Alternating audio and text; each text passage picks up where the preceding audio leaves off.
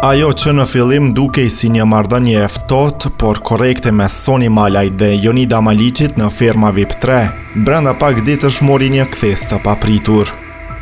Dy artiste që u përshëndetën normalisht në hyrje të spektaklit, shumë shpejt nisën të shmangnin njëra tjetrën, diçka që nuk kaloi pa u vënë re nga banorët. Por gjithçka shpërtheu në prajmin e fundit ku tensioni i fshehur doli hapur. Si nisi përplasja. Debati filloi nga një situatë mes Jonidës dhe Malborës lidhur me higjienën. Tonet u ashpërsuan, ndërsa më pas Sonit i u kërkua mendimi. Përgjigja e saj ishte e kujdesshme, por me një mesazh të nënkuptuar.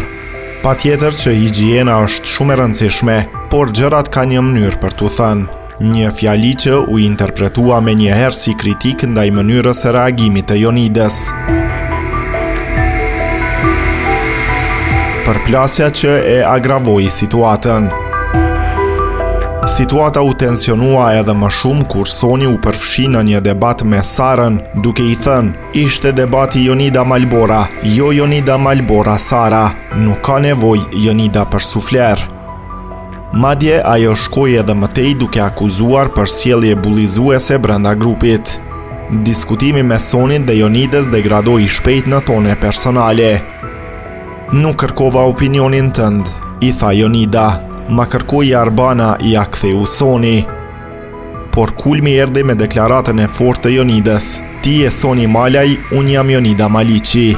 Një frazë që ndezi edhe më shumë situatën, ndërsa Soni reagoi: "Dhe shqyr që s'jam." Nga aty debati mori një drejtim krejtësisht personal, me akuza dhe kundër akuza të drejtë për drejta. Por çfarë ndodhi gjatë publicitetit? Edhe jashtë transmetimit tensioni vazhdoi. Jonida u shpreh e habitur për ndërhyrjen e Sonit, duke lënë të kuptohet se reagimi i saj nuk ishte i rastësishëm. Ajo foli për fytyra të vërteta, për njerëz që rrinë në hije dhe për reagime që sipas saj vijnë nga komplekse personale. Një histori që nuk nis sot. Ajo që e bën këtë përplasje edhe më interesante është fakti se Soni dhe Jonida ka një histori të gjatë bashkë. Që nga kënga magjike 2008, ku Jonida fitoi çmimin e parë dhe Soni u vlerësua me çmimin e internetit, deri te paraqitjet e përbashkëta në televizione, marrëdhënia e tyre ka qenë gjithmonë korrekte, madje miqësore në disa momente. A ka diçka nga e kaluara që po ndikon sot?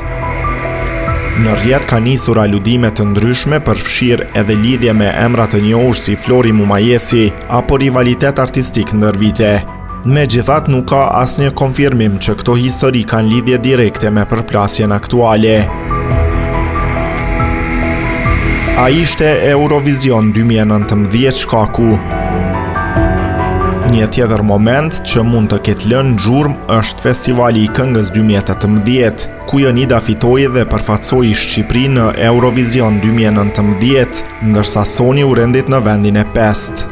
Megjithatë, reagimi i Sonit në atë kohë ishte publikisht mbështetës.